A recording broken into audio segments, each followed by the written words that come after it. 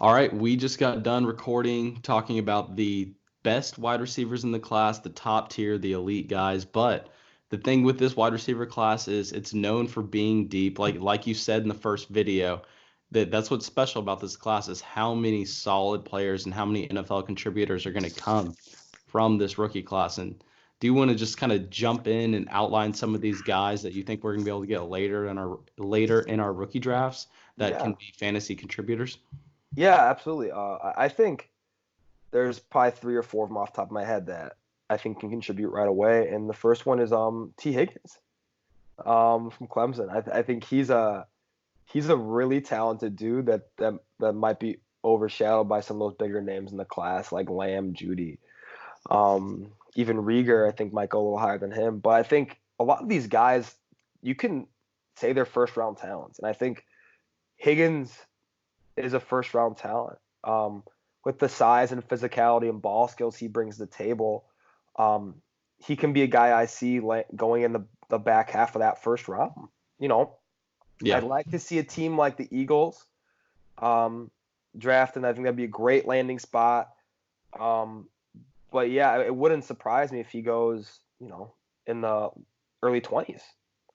Um, in terms of his draft capital, I mean, I like his game a lot. I think he's a guy that can be a red zone threat right away in the NFL.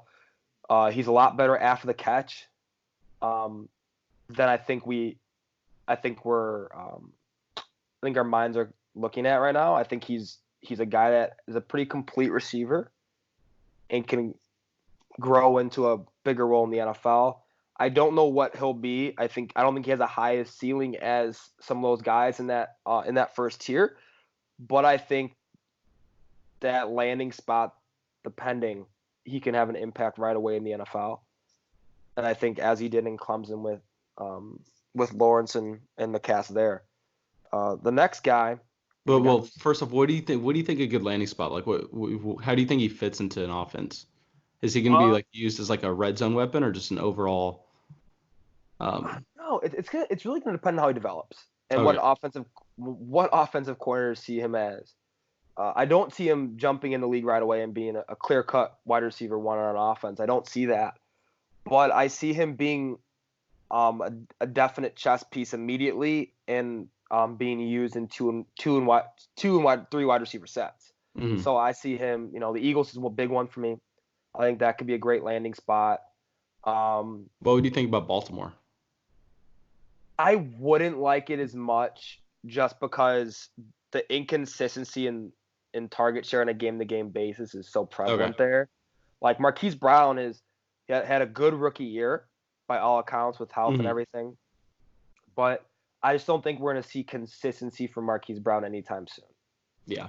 with that offense, especially with Lamar Jackson, um, Ingram, Hill, and I think they draft a running back too.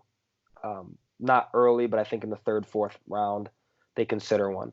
But I would like to see him honestly, like I said, the Eagles be a really good fit in a place like Buffalo. Oh, that would be nice. I mean, John Brown's great. I think John Brown's a really underrated player. He's an absolute savant. I would like to see Higgins in Buffalo being that complementary piece to Brown and bringing in different elements of that offense that they're greatly missing this past year in 2019. So I think that would be a great landing spot for him. I mean, yeah, I love that. I mean, Brown would open up so much for him. Oh, absolutely, 100%. All right. Well, do you want to jump into your next guy? Yeah, the next guy is Justin Jefferson. Oh, okay. Um, played in the same national championship game. I like Justin Jefferson. I think he's gonna get, like I said, like Higgins, man, he's gonna get overshadowed um, by a lot of these bigger names. But I think he's very good and he could jump into the back half of that first round, and I wouldn't scoff at it because the guy's a weapon. Yeah. I think he's gonna be someone that can play in the slot, play outside, and do both pretty well, and be a mismatch for corners because of his length, his ball skills, um, and his route running ability in the intermediate areas of the field. it's going to be interesting to see where he lands. A lot of these guys, as we talk about past tier one, are going to be way more landing spot dependent. Like if he lands in the place like we talked about Baltimore, well, his ceiling kind of is capped and goes down just because of how much they run. Mm-hmm. But if he goes to a place like Green Bay, then his ceiling goes way, way, way up. So it's going to be one of those for him that his combine's going to be a big thing. If he can show he runs in the low 4.5s, high 4.4s, I think NFL evaluators would take that into account and potentially see him being drafted in the later stages of that first round. The Raiders would be a really good spot for him too. For any of these guys, the Raiders would be a great spot because they're just devoid of playmakers on the outside. So, I mean, Williams is good, but you need another piece there for that offense to really go. I love Josh Jacobs' rookie year. He was fantastic. But they need more pieces there to become a more complete offensive unit as they move to Las Vegas. But I like Jefferson. I think he's a guy that can grow into a wide receiver one role in the NFL and be a weekly contributor for your fantasy teams. But like I said, it just depends on where he goes. You know, we're looking at all these different teams. I think a sneaky team for him would be Detroit. You like Detroit for him? Yeah, I do. And obviously Detroit's picking a lot earlier in the first round. I don't think Mm-hmm. I don't think he'd be picked by Detroit, but if he falls to the second, they're a team that I think will be an interesting fit because Marvin Jones, I think he's in the last year. I think 2021's the last year of his contract, but I think Gaude's a wide receiver one in that offense. But I Yeah. think they're going to be an offense that throws the ball more and more as we get along. I think Patricia's kind of seeing what Stafford and Galladay are doing. And Hawkinson in that offense thinks he's gonna have a fantastic sophomore season in the league after his injury. But that'd be an interesting spot for me to see him go. But overall, I like Jefferson's game, and I think that he can be a guy that contributes right away to an NFL team, in a proper landing spot. Yeah, I mean, I love it. I kind of am biased against Jefferson just because I saw him single-handedly put Oh Texas yeah, our season away. So yeah, that was kind of sad, but I mean, he just seems like just a polished overall. I mean, just great player. yeah. No, he's a good receiver.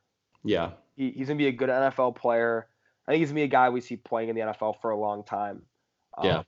just because of the nature of who he is, I think he's got good instincts, good ball skills. He's a good all-around player. I think he can It develop. just seems like the floor is high with him. Yeah, I agree. I definitely agree with that. I think he would definitely be a good secondary piece to an NFL offense right now.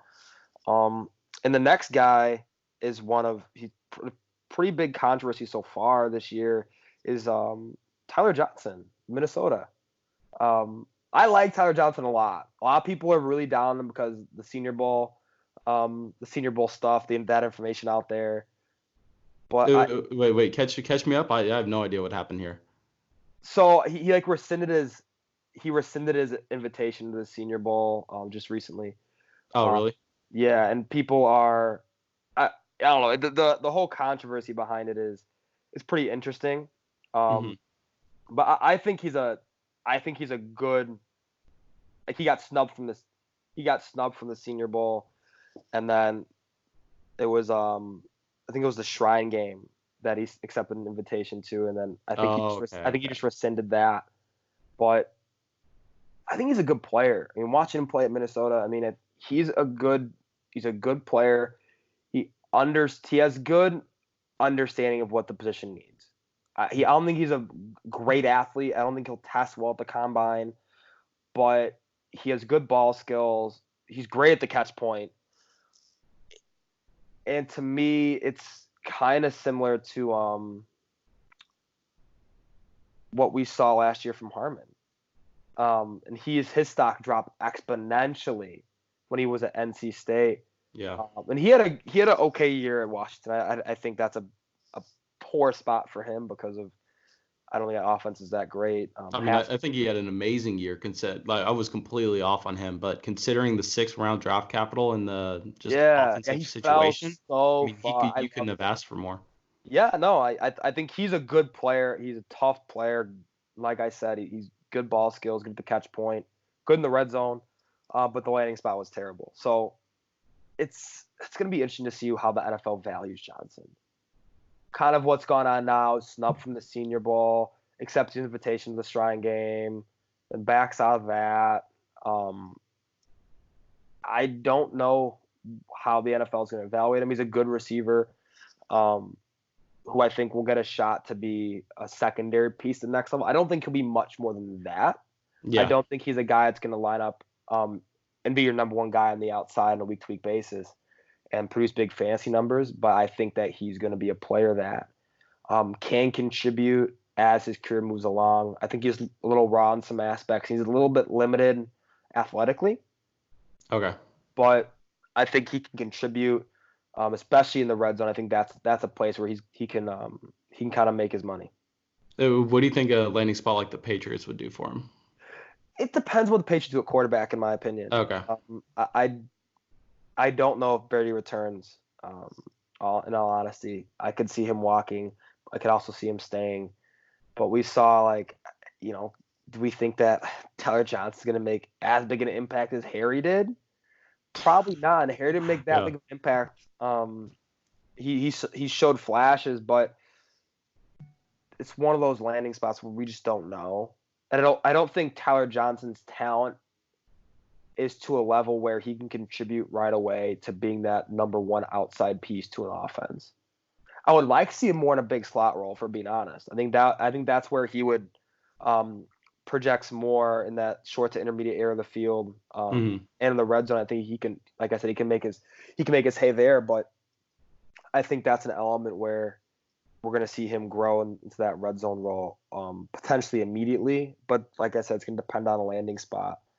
I mean, it's a landing spot for him is going to be tough. I think he's going to fall pretty far.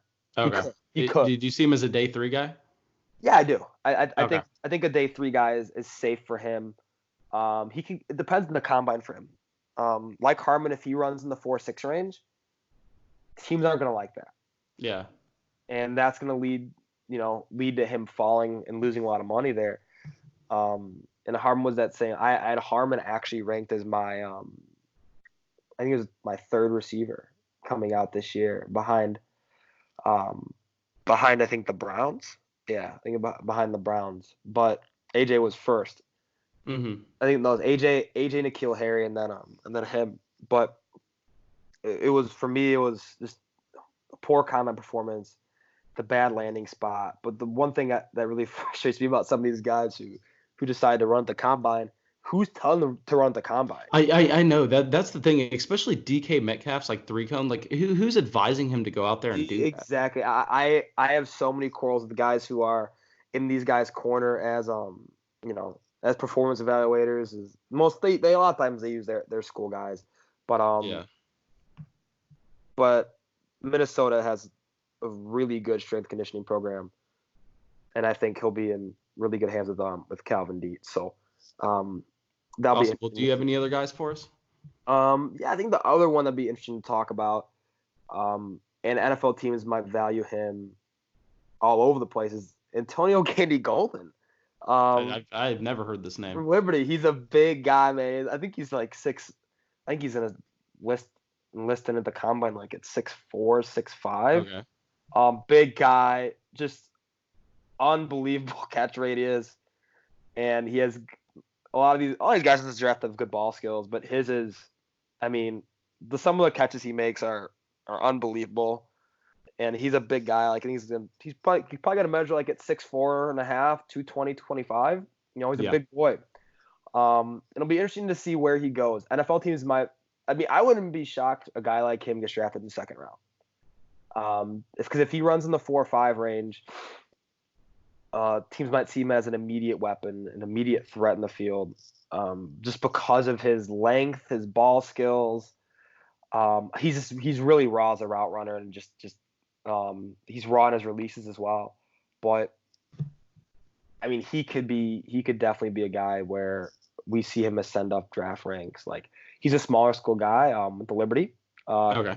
Similar to like Cortland Sutton a few years ago, where Cortland Sutton just blew up everything at SMU, but didn't have that pedigree of the Clemsons, the Alabamas, even like the Arizonas Yeah. of the world. He didn't have that. But obviously in his sophomore season, we really saw what he can do. I don't think Gandy Golden is a Cortland Sutton, but I think he has unique length and wingspan and can contribute in the correct situation. I would honestly love for him to be a Chicago Bear. Okay. That's an interesting spot because we don't know what's going on with Trubisky in the quarterback play in Chicago. I mean, with their new hires at offensive coordinator, at quarterback coach, they're making a big push for either one or two things. The Bears are either going to go all in on Trubisky and try to get it as right as it can be, and to me that's a mistake. I don't think Trubisky's that good of an NFL talent in terms of how he processes the game and how he sees the field. That's lacking. As just the arm talent wise and physical ability, he has all the ability in the world. In terms of that, he can make ridiculous throws. He can get out of the pocket and run, but he doesn't have between the ears skill set to be an elite quarterback. So it'll be interesting. Like if a guy like Nick Foles comes in, who has ties to that coaching staff, or even a guy like Alex Smith after he had like 18 surgeries, something like that. That's a name I have not heard in a long time. I think because his immediate connections to Matt Nagy. Matt Nagy was his quarterback coach at Kansas City. So I think that could be a potential reunion there. But if quarterback play improves for the Bears in 2020, I think that whole offense takes a step up. Montgomery, Robinson, Miller. I would love to see Gandy Golden in that offense. Just give him another one. I think Gabriel's gone. I think Miller will slot into Gabriel's role. And then I think they're going to be missing a guy on the outside. I don't think Riley Ridley's it there in Chicago. So I think a guy like Gandy Golden could take some pressure off of Allen Robinson in the red zone, which would be big for the Bears, big for their offense. But like I said, it all depends on the quarterback play in Chicago. Is it going to be A, consistent? That's a big thing. And B, what are they going to do with their offensive line? You know, they're 29th in the league in run blocking, 29th in the league in points scored. They have nowhere to go but up. And I think a piece like Gandy Golden could help get them there. I don't think he's going to be a game breaker for them, but I think to take pressure off Allen Robinson in the red zone is going to be a priority for them moving into 2020. But yeah, I think those are kind of my three guys that I think are going to be the most polarizing on draft day. In that third and fourth tier of receivers that we don't really know what's going to happen. I think guys like KJ Hill too. There's going to be some other guys. Brandon Ayuk, he's a big one. There's some guys who are just natural field stretchers and down the field threats that we may see drafted earlier than we think, like Hill, like Ayuk. But guys like Gandy Golden, who are more of your prototypical outside receivers, who are going to be immediate red zone threats if they get in the right situation, I think can make an impact early on, and in the right situation can be a fantasy asset if all the pieces kind of fall into fruition.